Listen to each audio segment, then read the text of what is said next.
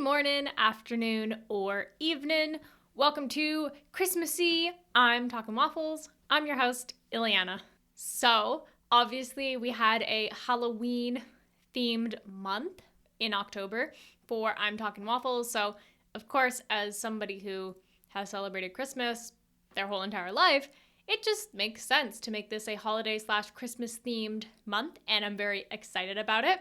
Even though I don't actually really care about Christmas, at all, but I do like the lights and I like the cheesy movies, so here we are.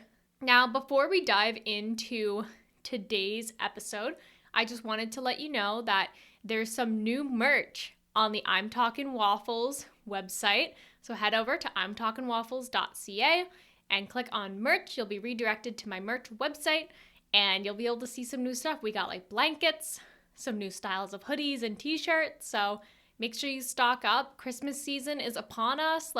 Holidays are just around the corner. Some holidays like Hanukkah are already happening. So make sure you stock up on I'm Talking Waffles merch and give it off as a great gift. Other than that, in the land of Ileana, I'm very sad to report that Headphones, my gym rival, has not been there in at least 2 weeks. So I don't know where she is or if she's sick, or I don't know what happened to her, but I hope she's okay and I miss her. I miss my gym rival very much. Grunting Guy is still there. He disappeared for about a week, but then he came back, so Grunting Guy has returned. So I don't know if he's a rival though, because he could definitely crunch me and just kill me. Not really a fair match if you think about it, but yeah, Headphones, if you're listening to this, I miss you. Please come back to the gym. I need you. You're my gym rival. Please. And on top of that, I finally got myself an iPad, which is something I've been wanting for ages upon ages. So I'm really happy about it. I'm really excited about it. It's so much more convenient than lugging around a laptop everywhere I go. And it's just so light, and again, it's very portable. And the audio and the sound and everything on it is great. I just need to get an Apple Pencil to go with it. That way I can use Procreate and draw and make some really cool extra special stuff for my content. So yeah, so far, great experience. I love my iPad. It's so good. Great addition to my family. And this is kind of funny. Yesterday, I was like, you know what? I'm done with the snow. I don't even care if it snows anymore. For all I care, it could rain tonight. 10 minutes later, we actually get snow that stayed on the ground. So I guess the moral of the story is, once you stop being excited about something, then it will happen. So take this moral however you want. And yeah, that's enough rambling on my side. It is now time to dive into our first Christmas-themed episode of the year. So let's get into that. Holiday traditions. Obviously, the title of this episode and the description talks about that. So let's dive a little bit deeper. First, I want to talk about some holiday traditions/Christmas traditions that I had growing up, some that I still do, as well as how other people across the world celebrate and some of their traditions. So we had a couple of special Christmas traditions in my family. One of them being that we were allowed to open one present on Christmas Eve, and we were allowed to pick that present, and we all just kind of sat under the tree. We'd pick out our present and open them all together as kind of a little teaser to Christmas and what's to come. So that was always pretty exciting, especially as a little kid, because you're buzzing with excitement for Christmas. Another Christmas tradition we had is the stockings. My grandma would get a bunch of stuff chocolates and coloring books and little stuffed toys that related to stuff that we liked. So mine, I got a lot of plushy fishies because I love fish and they're so cute. So I got some plush fish.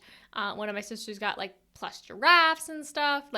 Basically our favorite animals in plush form was put in our stockings, and our stockings were specially kind of our stockings. So I had one that was complete zebra print because zebras are my third favorite animal. And some people had bear, other people had Spider-Man, all of that stuff. Whatever they liked, their stocking was specifically curated for them with their name on it, which was super cute.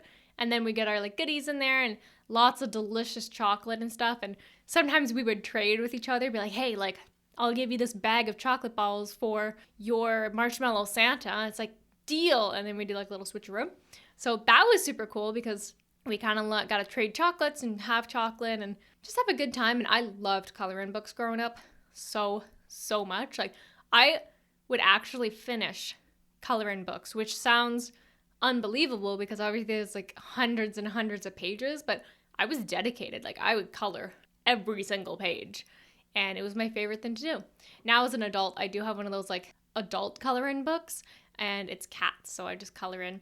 I don't color as much as I used to, though. It actually kind of stresses me out, but I bought it just because I'm like, oh, I used to like coloring, and then I bought it, and I'm like, it's okay, but it stresses me out if I do it for too long, which I think is the opposite effect of what it's supposed to do, but either way. Yeah, that was a fun tradition that we would have. Another one, which is a little bit weird, was Santa Claus doing things he wasn't supposed to. And basically, Santa Claus would come to our home, you know, as he does, and he always wanted pizza and Pepsi. He had enough cookies and milk like at all the other houses, so he would come by for pizza and Pepsi. And then he would start doing stuff he wasn't supposed to, like stealing presents, and all of this would get caught on camera. My dad would catch him, of course. My dad would catch Santa Claus doing these things, and he would take these pictures, and he would show us all of these pictures on Christmas Day. And basically, Santa Claus would like stare at us when we're asleep. He would steal stuff. He would eat a bunch of stuff. He would hide stuff. Like, he would just do a bunch of bad stuff, and my dad would get it all on camera. So that's one of the Christmas traditions that we had. And of course, Santa Claus would come to our house on Christmas, and he would throw our gifts over and like call our names and like toss them to us. But the weird part is that Santa Claus and my dad were never in the same room at the same time. They always just missed each other. So my dad would come by after Santa Claus left. So, you know, just the way it goes, of course. Another Christmas tradition that we had, it wasn't like as long of a tradition as the ones that we had, but there was like this Christmas pickle, which was exactly what it sounds like. It was a pickle Christmas ornament that would be hidden on the Christmas tree. And whoever found it first would get $20. And it was only ever hidden once, and then it was just like the rest for decorations.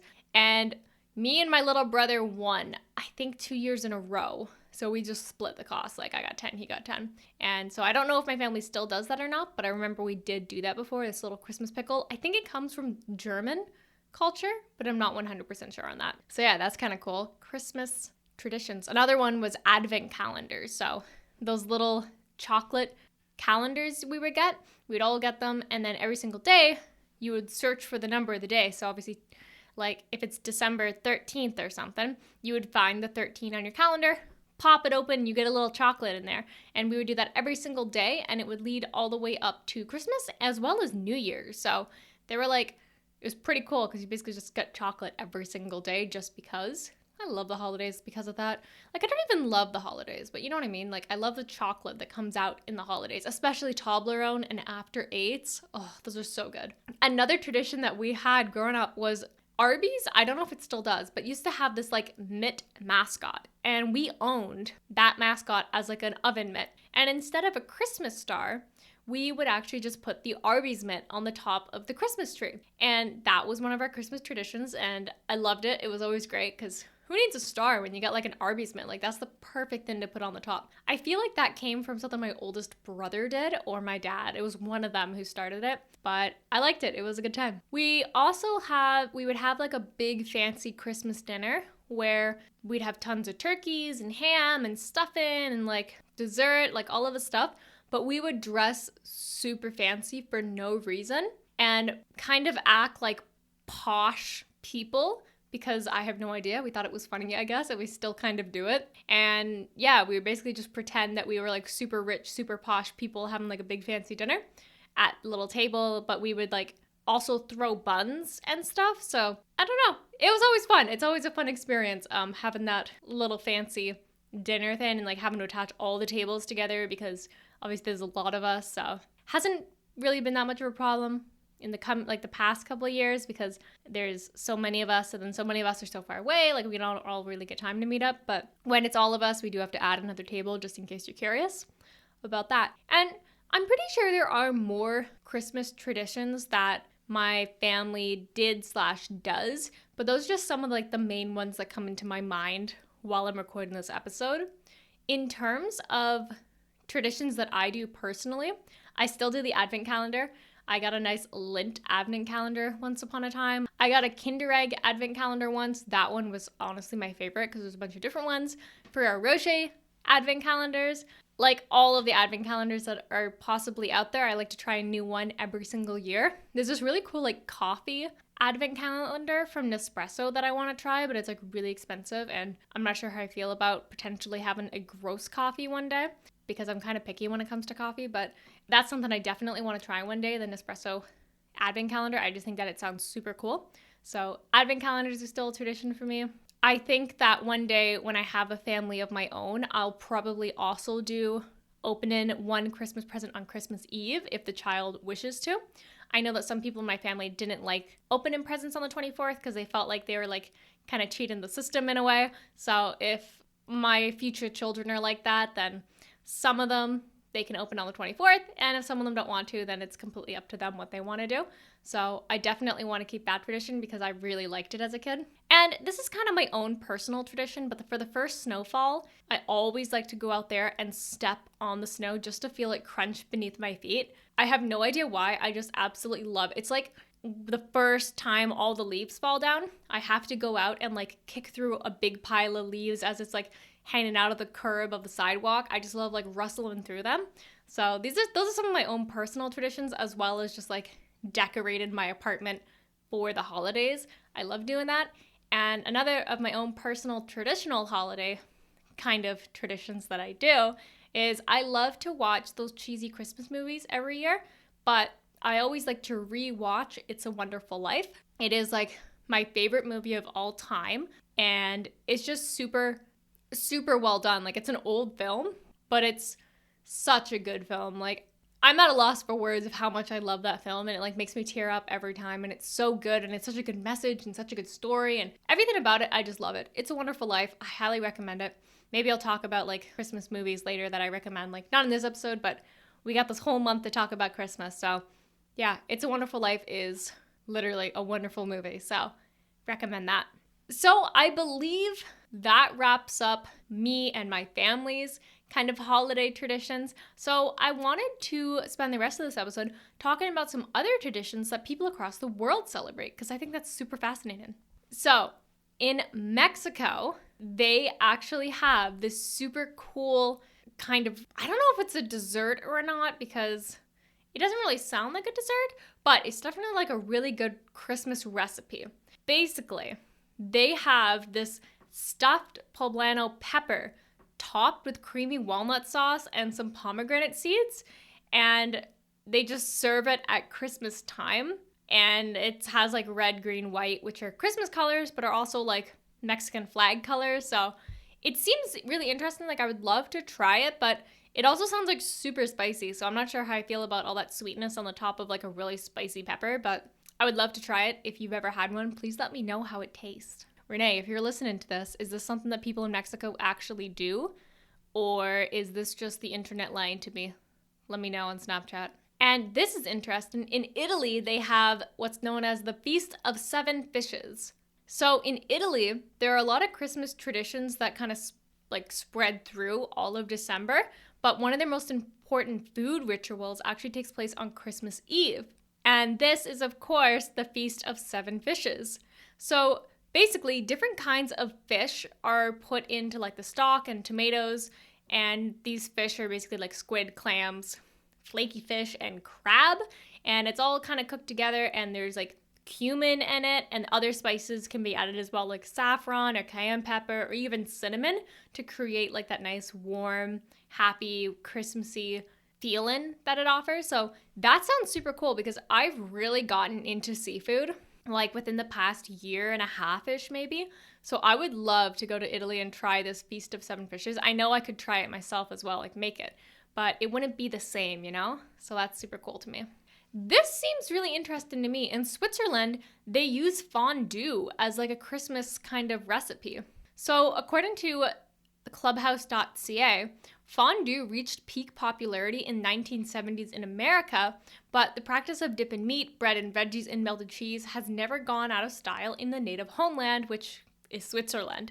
So basically, during Christmas time, they serve fondue, sometimes almond-flavored cheese fondue, on meat or veggies while playing festive music and like just chit-chatting.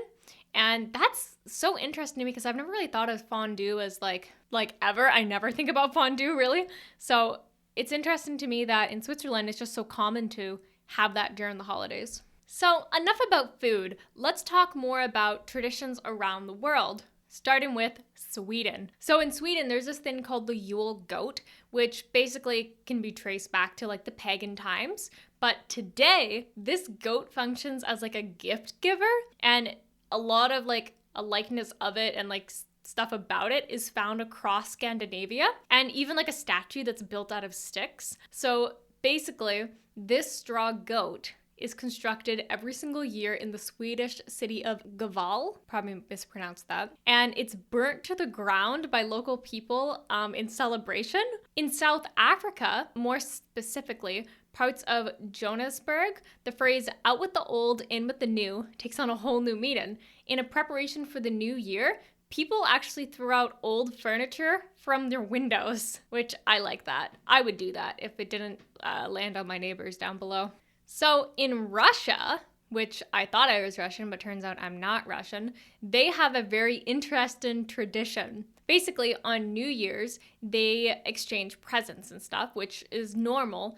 But in the Republic of Sakha, people will cut a hole in the ice and they plant a ceremonial tree at the bottom of a frozen river. So it's like ice fishing, except instead of fishing out fish, you're planting a tree and leaving it there to grow. So that's kind of cool. And finally, in China, one of the most common Chinese Christmas traditions among younger people is to send over cellophane-wrapped apples as gifts to their friends. The apples are also sold with like printed messages like love, peace, and Merry Christmas, which is really cute. And I can't remember if this is New Year's or Christmas, but I remember or if it's for birthdays, but I remember my boyfriend telling me before that there are like these special red envelopes that are given to people, and inside of it is just like a bunch of cash. And apparently it's like a really, really common tradition in China, but I can't recall exactly. The occasion is for that, and he's not home right now, so I can't ask him, and Google's not helping me out. So yeah, something along the lines of that, and I think that's super interesting as well. So I hope there are some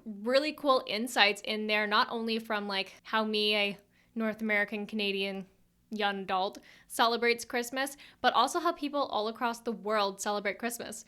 If I mention one of your Christmas traditions, one of your holiday traditions, or even the country that you live in, let me know. And if I didn't, let me know some of your traditions by leaving a comment and following all the social media pages. That way you don't miss out on anything, because I would love to answer your questions, not only in the podcast, but engaging within my Facebook page. So let me know about that. So yeah, with that, I just wanted to give a heads up that I will be going on vacation towards the end of December for the Christmas holidays. So there will be no new episodes on the 27th until the 3rd. So the 3rd will be when the next episode for the new year comes out. So just stay tuned for that. And I just wanted to give that heads up. I know it's still a while away before December 27th, but just so you're like not refreshing your page and you're like, where's my new I'm Talking Waffles episode? Just know that there's not going to be an episode on the 27th, but there will be episodes still coming up for the Christmas holidays. So yeah, with that, let's go to everybody's favorite part of the show. That's right, it's the fun fact of the day. So today's fun fact is, dun-da-da! Evergreens are an ancient tradition. The tradition of Christmas trees goes all the way back to ancient Egyptians and Romans, who decorated with evergreens during the winter solstice to signify that spring would return. So if you deck the halls with a green tree, wreaths, or evergreen garland, you're honoring history. And we'll add one more just for fun in here. Tinsel has a storied history. So tinsel was actually invented in 1610 in Germany and was originally spun from real silver, making it far more like extravagant and obviously more expensive than the decoration that we have now. But what happened basically is that in the US, the government actually banned tinsel because it contained poisonous lead. So now it's made of plastic, and it's still recommended though that you keep it away from your kids and pets because they could still try and eat it and choke on it. But yeah, that's super fascinating. I had no idea about that. So yeah, with that, I'm gonna bid you a great rest of your morning, great rest of your evening, great rest of your night, great rest of your apocalypse, great rest of your holiday celebrating. Okay, bye!